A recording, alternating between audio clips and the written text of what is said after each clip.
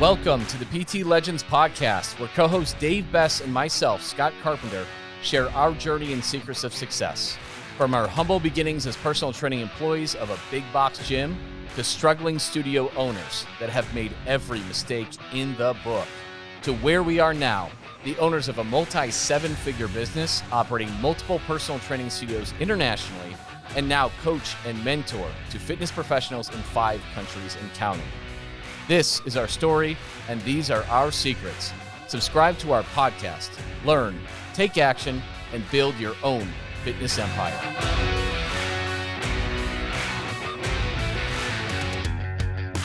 Welcome back to the PT Legends podcast. I'm your host, Scott. Big Dave, Clock it in once more. We are going to cover what PT certifications are actually worth the money. And, man, I guess I get questions about this a decent amount, and we do a lot of hiring with our studios, right? Mm-hmm. And you've gotten, what one did you have again? You were just saying, was it? NASM. I went through NASM. It's a fastball right down the middle. Great start, covers the basics. You know, I mean, it's good. They're good. That's probably the one for most big employers that people look for the most. NASM, if you got it later, if you got it earlier, people refer to it as NASM. Great organization. I know a decent amount of people that work there. And I'll actually be speaking at their upcoming national conference, their Optima conference. Unfortunately, still online. Next year, it'll be back to in-person and everything like that. But yeah, they're great certifying body. When I worked for Lifetime, they really encouraged a lot of certifications. To get paid out at the different levels, you needed to have like a couple advanced certifications, right? So I actually got the NASM CPT, and then I got the CES and PES as well. And you just any other ones that you had? No, that was it. That was my go-to, man. Yeah. You know, it's funny. I've worked with a lot of different trainers, and a lot have worked with me, and sometimes the most educated trainers ended up being the absolute worst trainers. And I saw that quite a lot. Sometimes it's because they like to nerd out so much on that stuff, but they couldn't translate any of it to the people that they're working with. Literally, they're the only ones who care and want to use the words abduction and adduction and this and that, right? And we're gonna work in the frontal plane today. And guys, just if you're saying those things, the people you're working with don't give a flying shit about that. And sometimes the more you know, the worse you are at actually being a good coach and influencing people and getting them to change outside of the few hours a week that you're with them. And that's where all the magic happens. Unless you're specifically working with somebody for very high-end performance, unless you're specifically working with somebody to really rehab some injuries. Most of your success is not going to be based on the pieces of paper that you have, but how effective you get at being a coach, which is sales. It's how to get people motivated, how to get people excited, how to teach them how to change their habits, which oddly enough is not really a big emphasis in a lot of the certifications on nutrition coaching. I remember, God, what was it? It was the ISS. I feel like the book is over there on that shelf. It was the driest book in the world, but it was considered like the top nutrition service. I think it was ISSA. N? Shit, I do not remember. Yeah, something like that. And it was like the CISSN was the cert. I don't really know. But the bottom line is it was awful. It was literally all about the Krebs cycle and this obscure shit and memorizing these obscure studies that it doesn't make you a better coach whatsoever. What are your thoughts on certifications? I mean, I could, here's the bottom line. And this it took both of us a lot of years to realize this. It's hard as hell to convince people to consume a couple servings of fruits and vegetables, have a plan for the day, move for 20 minutes, and eat protein with each meal. I mean, that by itself is hard as hell to do. So I feel like in a lot of ways, the more education that you have when it comes to the training part of events, like in corrective exercise, like that's when we can talk about them. very open for that. But Mm-hmm. when it comes to getting X, Y, and Z, I'm this badass trainer and I can train you, 7 different ways from Sunday. And then from a nutritional angle, I can teach you how to do intermittent fasting in combination with keto. It overwhelms the general pop mom or dad that's just looking to move and feel better. And so like it feels like in a lot of ways, the more education you have, the more you rely and you're not open to other ideas too. Yeah. It's nope, I have this certification and it says to do this here, but it doesn't take in consideration that the housewife that you're training, like her lifestyle might not be accustomed to doing intermittent fasting. So it can be a very dangerous game the second that you become too educated with anything, specifically nutritionally. Yeah. Specifically nutritional. Oh, absolutely. Absolutely. And guys, no client ever wants you to explain the Krebs cycle to them. Mm, They don't care about, no. oh God, I forget the terms even now. Like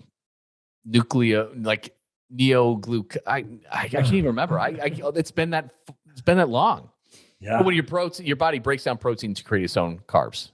Gluconeogenesis. Bam, there you go. There we go. Nice. Still got it. Got it. Don't ever say that to a client. Ever. Ever.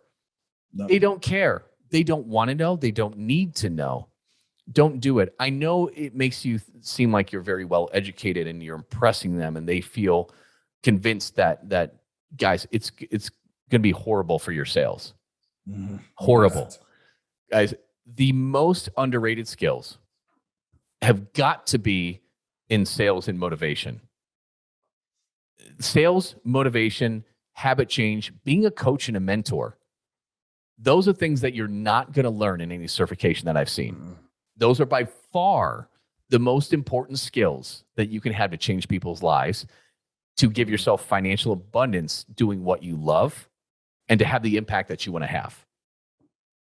Those are it. Those are in no certification. Those are in no book. Guys, these are things that you have to learn. And unfortunately, they're harder to find out where to learn how to do it properly. They're difficult. They're challenging. It involves you getting reps in to learn it. Just like martial arts, you can't just learn it from a book. You have to apply it. Okay? Same kind of thing. And so people shy away from it. And they just want to keep getting more advanced certifications and posting and putting the letters behind their names. And I liken this to, guys, just collecting certifications for certification's sake is a form of mental masturbation. That's it. You're just avoiding putting yourself out there. You're avoiding doing the hard work. And so certifications are great. I think you do need to get them. Absolutely. It gives you a certain level of confidence when you have gone through that formal training and you have that. And guys, listen, if you're applying to my gym, I'm going to look to make sure you have one of those for sure. Right.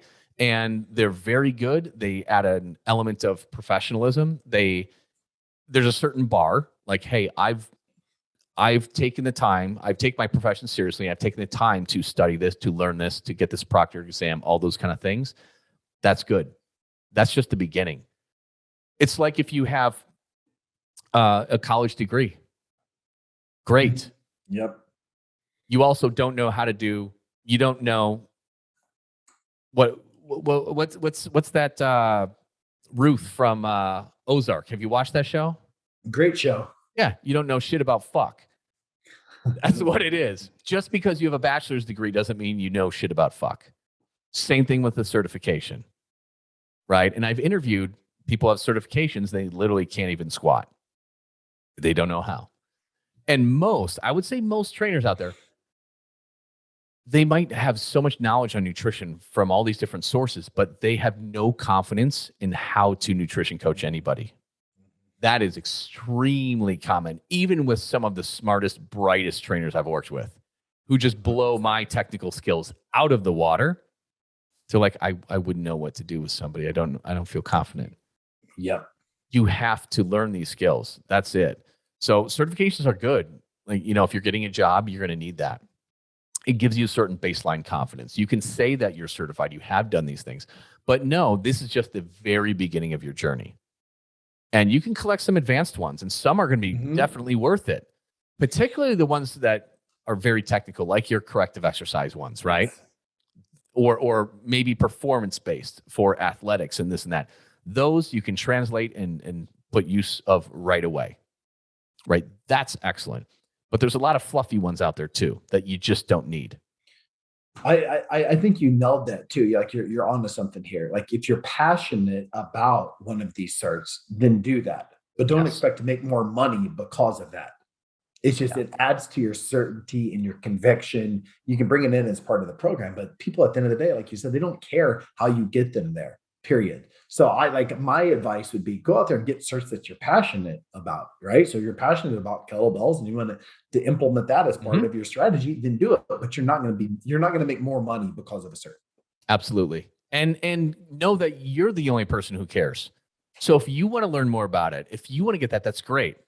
Don't Mhm. expect anyone else to be impressed by that because they will not. I cannot tell you the last time or if anyone has ever asked if I've been certified in anything or cared. I used to, on my email signature, I used to have like all my letters, right? So I had the NASM CPT, CES, So PES. I got the nutrition one under Berardi's stuff, right? And I had all those things. No, nobody's going to pay me more because I have those letters. I'm not impressing anybody.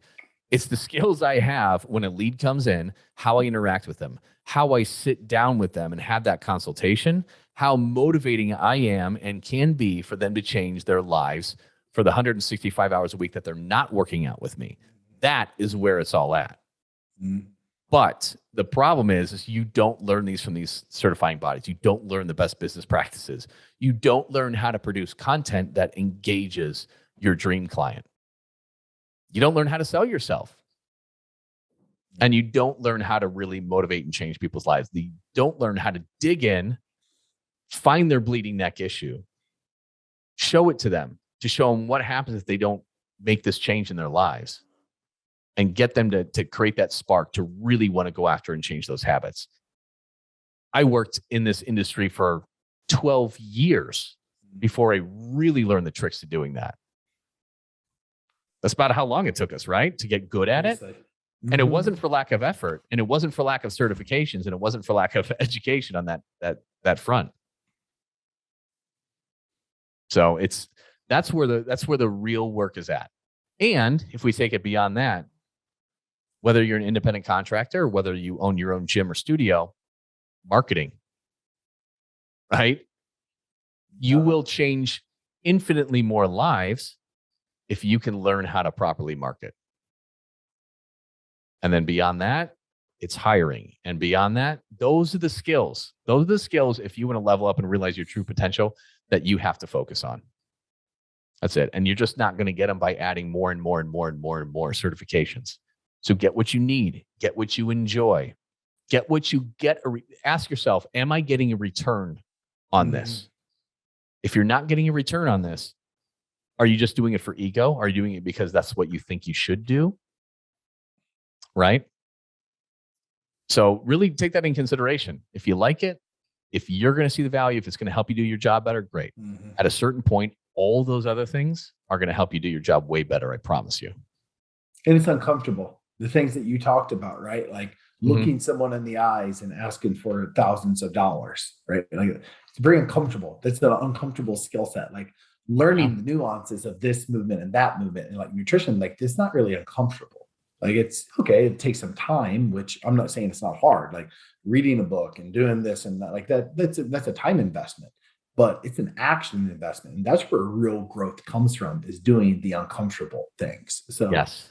that's the one thing, the things that you're talking about. Hey, you need to invest in learning how to sell a high ticket program. You need to invest in spend mentoring dollars on learning how to market yourself. Like it's very uncomfortable to learn those skills. Very So uncomfortable. And we teach those things, right? With PT Legends, we teach those things and we teach you how to be an amazing coach and change these habits, mhm. right? We teach you how to be a mentor to walk people through this journey with them. But here's the thing, even we found it. People want to get too in the weeds and geek out too much about different strategies and tactics on that and not get good at the sales aspect and talking to somebody. And we've even had to say, all right, you're cut off from that. You don't need to know any more on that. Because again, just geeking out on something that's more comfortable where you don't have to take action on That's that's what mental masturbation is, right? And you're just avoiding the difficult work, which is learning how to sell and motivate people to create that change and then put in the reps and do it. Look somebody in the eyes and know that working with you for 9 weeks is worth $3,000 or $4,000 for 9 weeks. That's uncomfortable. You want to avoid that. You would rather spend your time in books and learning where you can be safe and inside of your box and just feel like you're making progress even though you aren't. And so that's it, guys. Like, real change, learning the real skills, it's hard, it's difficult, it's uncomfortable. That's what you need to grow. And unfortunately, that's why so many people aren't as successful as they'd love to be, is because they're not willing to take the risk. They're not willing to take the chance. They're not willing to follow through on the action. They would just rather sit back and learn and passively observe. But if you're listening to this podcast, that's not you. That's not you. You are looking for ways to grow. You are looking for ways to fulfill your potential. You are looking for ways to grow your income, to have a greater impact, or you're looking for ways to provide better jobs for the employees that work for you. So, guys, this is it. If you find yourself nerding out too much, getting too many advanced certifications, reading books, and never implementing them, you have to take action. You have to learn the right skills, the uncomfortable skills, and put them into play.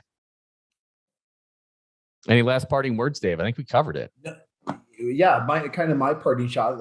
I'm reading a book called The Miracle Equation, and there's nothing wrong with having like these like one-off goals, right? So for me, for example, I'm going to create a chicken sandwich recipe book. Like, I'm really excited about that, but I don't need to be spending my time right now writing my chicken sandwich book. When I get my number one priority done and it's off the list, then I can do some things that I enjoy. Certifications are kind of the same thing. Learn how to become a leader, a guide, a coach, someone that can look people in the eyes and demand their work. Like, learn that first, and then put in hours learning that skill set. Invest an hour to 2 hours a day in that. If you want to go after one of the fun certs, then do that. But you have to earn your right for the fun stuff. And that's what they are at the end of the day. Very well said. And that's exactly it. Because you might truly enjoy this stuff, guys. And I'm not discouraging getting advanced certifications at all. They will make you stronger, right? They're gonna get more tools in your toolbox. That's great. But that comes after. That comes after. And be a black belt at white belt moves first. Then start learning the fancy stuff. So that's it, guys. Thank you for tuning in.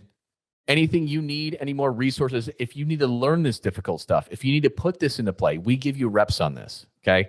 Just go to ptlegends.com, get on our email list. We'll send you awesome stuff. You can start learning this difficult stuff. But thanks a lot for tuning in. We'll see you next week on the PT Legends podcast. Dave and myself, Scott, would love to thank you for tuning in and listening to the PT Legends podcast. You can get direct access to us by joining our free Facebook group. Go to www.facebook.com/groups/7-figure personal trainer. That's 7-figure personal trainer with the number 7. Don't forget to subscribe to the podcast so you can keep on learning and keep on living. Finally, if you picked up any tips whatsoever in this episode that you found helpful, be sure to leave us a review and tell us what you like best about it. Can't wait to see you on the next episode.